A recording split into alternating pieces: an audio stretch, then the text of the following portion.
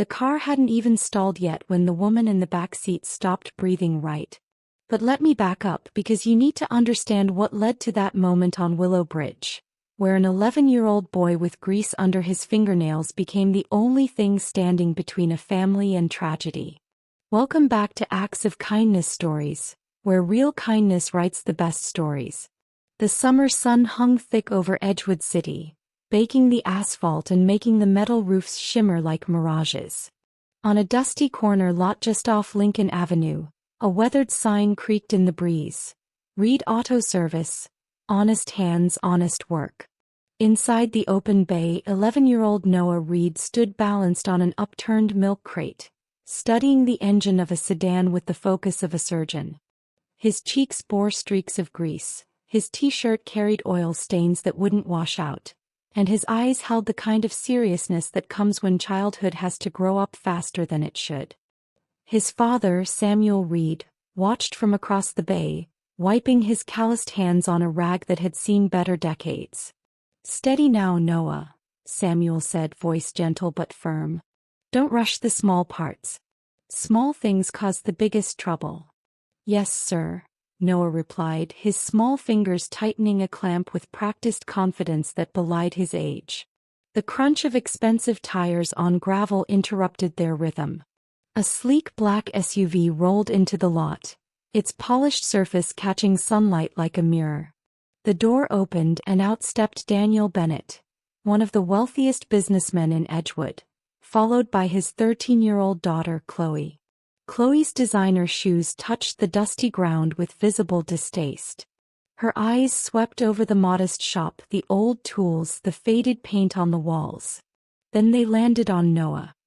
He had one hand braced against the fender of their sedan, leaning slightly to catch his reflection in the side mirror, just checking the smudge on his cheek the way any kid would. "What do you think you're doing?" Chloe's voice cut through the air like a blade. Noah jerked back, startled.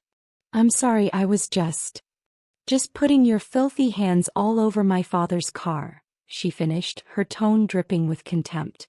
"Your ugly, greasy fingers don't belong anywhere near that paint." Samuel stepped forward, jaw tight. "Afternoon, Mr. Bennett. What can we do for you today?" Daniel smiled politely, choosing to ignore the tension crackling in the air. "Engine's been acting strange lately. Thought I'd bring it in." Before Samuel could respond, Chloe pointed an accusatory finger at Noah. "Dad, he was all over your car. And he said something rude." Noah's eyes went wide. "That's not true. I didn't say anything about anyone." Daniel glanced between them, exhaling slowly. "Chloe's fine. Leave it alone." "Leave it alone?" Her laugh was sharp and cold. "He probably doesn't even go to school. What do you expect from a mechanic's kid?" The words hung in the air like poison. Samuel's hands stilled on the rag. Noah felt something hot and painful rise in his throat, not anger but something worse. Shame for circumstances he couldn't control. "You don't speak to people that way," Samuel said quietly, but there was steel underneath. Chloe rolled her eyes, folding her arms across her chest like the conversation bored her. Daniel's voice dropped low. "Chloe, enough. Get in the car and wait." She huffed but obeyed, her heels clicking angrily against the cement as she stalked back to the SUV. Samuel shook his head and moved toward the hood of their car. "Give me about 15 minutes, sir. I'll check your battery and alternator." "Take your time," Daniel replied. "I appreciate it." As Samuel worked, Noah stood frozen, the phrase "mechanic's kid" echoing in his chest like it was carved there. He wiped his face with the back of his hand, leaving a fresh streak of oil across his cheek, and turned back to his work. "Some people measure you by your father's bank account. Others measure you by your father's character." Noah was learning which measurement mattered, even if the lesson stung. The next afternoon, storm clouds gathered over Edgewood like bruises forming across the sky. Rain fell steady and soft, turning the roads into slick mirrors and filling potholes with muddy water. Noah walked home from the shop, his backpack half-zipped, sneakers already soaked through. The rain beat against his shoulders, but at least it cooled the sweat from the long day's work. Across town, Chloe lounged in the back seat of the family car, scrolling through her phone with the bored expression of someone who'd never wondered where her next meal would come from. Their driver Henry kept his eyes on the road ahead. "Take Lincoln Avenue," Chloe said suddenly. Henry frowned, glancing at her in the rearview mirror. "Miss, that's the long way. Your father prefers the main route." "I know what I said." "Do it." Something in her tone made Henry hesitate. "Miss, I really think—" "I can tell my father you refused a simple request," Chloe interrupted, her voice sweet as poisoned honey. "Should I do that, Henry?" His knuckles whitened on the steering wheel. "No, Mississippi Lincoln Avenue it is." The car turned. Up ahead, Noah trudged along the sidewalk, lost in thoughts about textbooks he couldn't afford and classroom desks that felt like distant memories. His backpack, packed months ago for a school term his father's income couldn't stretch to cover, hung heavy on his shoulders. Henry saw the boy first. Instinct made him ease off the gas. Then Chloe leaned forward between the seats, eyes glittering. "There," she said. "Speed up. Hit that puddle." "Miss." "Now, Henry." Henry closed his eyes for half a second. Then he pressed the accelerator. Whoosh. A wall of brown water exploded over Noah like a tsunami, soaking his clothes, his hair, his backpack in one brutal, muddy wave. He stumbled, coughing, wiping grit from his eyes as dirty water ran down his face. From the car window, Chloe watched and laughed. A sound without warmth, without mercy. "Perfect," she said. Henry's hands trembled on the wheel. "Miss. That wasn't right." "Drive," she commanded. "He'll be fine. People like that are used to dirt anyway." The car disappeared down the road, red taillights glowing like embers in the mist. Noah stood there dripping. Cars passed. Not one stopped. Not one window rolled down to ask if he was okay. By the time he reached home, 2 small rooms tucked behind the workshop, he was shivering despite the warm evening air. Samuel opened the door and froze. "What in the world happened to you?" "Car splashed me," Noah muttered, kicking off his ruined shoes. "A big one." Samuel grabbed a towel, rubbing his son's hair with more force than necessary. "Did they stop?" "No." "Did they even slow down?" Noah smiled, but it was sad and distant. "No, Dad." Samuel exhaled through his nose, anger and helplessness warring in his chest. "People can be cruel for reasons that make no sense. But we don't become them. You hear me, son?" "Yes, sir." That night, Noah lay on his thin mattress, eyes open in the darkness, listening to rain tap against the window. "God," he whispered into the quiet, "I want to go back to school. I want to learn things, big things.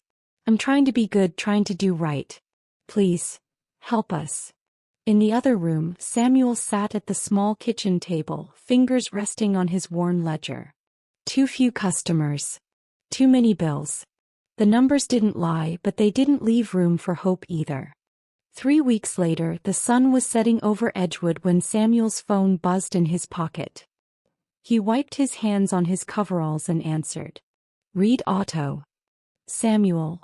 The voice on the other end was Daniel Bennett's, but it sounded nothing like the calm businessman from before. It was raw, desperate. "I need help. My wife, she's burning up with fever. We're rushing her to the hospital and the car just died. We're stuck on Willow Bridge." Samuel shot to his feet. "Stay put. I'm coming." He grabbed his toolbox with one hand, his keys with the other. Noah appeared in the doorway. "Dad, I can get there faster on foot. I'll run. You take the motorcycle and bring the tools." Samuel looked into his son's eyes, saw the determination there, the readiness, and nodded once. "Take the shortcut by the canal. Be careful." Noah bolted out the door, legs pumping, heart pounding against his ribs. The earlier rain had left the streets slick, the air cool against his flushed face. His sneakers slapped against wet pavement as he ran faster than he'd ever run in his life. When he reached Willow Bridge, he saw it. The black SUV with its hazard lights blinking weakly, hood popped open, and Daniel pacing beside the passenger door where his wife Laura, slumped against the seat, face flushed and damp with sweat. Beside her, Chloe looked terrified, really truly terrified in a way her expensive clothes couldn't hide. "Mom, please stay with me," she whispered, voice breaking. "Please." Daniel turned as Noah ran up out of breath. "You from the shop? Can you help us?" Noah didn't waste time answering. He dove under the hood, hands moving with purpose, scanning wires, belts, connections. Every lesson from his father, every hour spent on junk cars learning what worked and what didn't, all of it lined up in his mind like tools on a workbench. He tugged on a cable, checked the alternator, traced a wire with his fingers. "It's your alternator, sir," he said, voice steady despite his racing pulse. "Battery's not charging. I can rig it temporarily so you can make it to the hospital, but you'll need a real fix after." "Do whatever you have to," Daniel said. "Please." Noah's hands, small, grease-stained, the hands Chloe had called ugly, moved with confidence that surprised even him. He tightened one clamp, adjusted another, bypassed a third. "Try it now," he said, stepping back. Daniel jumped into the driver's seat and turned the key. Silence. Vroom. The engine roared to life, strong and steady. Chloe gasped. Laura lifted her head slightly, relief washing over her fevered face. "Oh, thank God," she breathed. Noah smiled faintly, wiping his hands on his jeans. "It'll hold long enough to get you there. Just come by the shop after for the permanent repair." Daniel stared at him, eyes wet with something more than gratitude. "Son, you just saved my wife." Noah shook his head. "I just fixed the car, sir." "Sometimes," Daniel replied, voice thick, "that's the exact same thing." The SUV pulled away, taillights disappearing into the growing darkness as the distant glow of the hospital's emergency lights flickered like a beacon. On the bridge, Noah stood alone, the sound of the engine fading into the evening. His hands still smelled like oil. His shirt still carried stains. But something in his chest felt different, lighter somehow, bigger. He'd helped. And maybe, just maybe, that mattered more than anything Chloe had ever said. 2 days later, Noah was replacing a tire in the shop when a polished sedan rolled into the lot. Not the SUV this time, something simpler. Samuel wiped his hands and stepped forward. "Welcome to Reed Auto." "Oh, Mr. Bennett." Daniel climbed out, wearing a plain button-down instead of his usual suit. Behind him came Laura, looking healthier, color back in her cheeks. And behind her, Chloe, quiet as a shadow. Laura walked straight up to Noah. "I don't know how to thank you," she said, voice trembling. "The doctor told us if we'd arrived even 10 minutes later, things could have gone very differently. You gave us time. You gave my daughter her mother back." Noah blushed, staring at his shoes. "I'm just glad you're okay, ma'am." Daniel cleared his throat. "Your boy is talented, Samuel. And more than that, he's brave." "He's all I've got," Samuel replied, voice thick. Daniel nodded slowly, then turned his full attention to Noah. "How old are you, son?" 11, sir." "And you're not in school right now?" Noah's shoulders sagged like someone had pressed down on them. "No, sir. We're saving up for next term." Daniel was quiet for a moment. When he spoke again, his voice carried the weight of a decision made carefully, seriously. "My family and I have been talking. This world has a way of being unfair. Some children get every door opened for them while others get every door slammed shut. But character doesn't come from money. And your son has more of it than most adults I've met in 40 years of business." Samuel's heart climbed into his throat. "Sir, what are you saying?" Daniel looked directly at Noah. "We'd like to sponsor your education. All of it. From now through high school and through college if that's what you want." The world seemed to stop spinning. A wrench dropped somewhere in the back of the shop, the clang echoing in the sudden silence. Then Daniel went further. "I would also like to help you expand the workshop. Better equipment, more space." Samuel gripped the side of a car to steady himself. Mr. Bennet, I don't know what to say. Daniel held up a hand. I know you didn't ask. That's exactly why I trust you with this. You raised a boy who helped without thinking about reward. That kind of heart deserves a chance to grow. Tears burned behind Samuel's eyes, but he refused to let them fall. Not yet. And if you'll allow it, Daniel continued gently, we'd like Noah to stay with us during the school week. Our home is quiet, he'll have his own room, all the books he wants, and we'll make sure he has everything he needs to succeed. Noah stared at his father, then at Mr. Bennet, then back at his father like he was waiting for someone to say it was a joke. Dad, he whispered. Is this real? Samuel's voice cracked. Son. It's real. He swallowed hard. Say thank you. Thank you, sir, Noah managed, wiping at his eyes with the back of his hand. Thank you so much. Daniel smiled, the kind of smile that reaches all the way to the soul.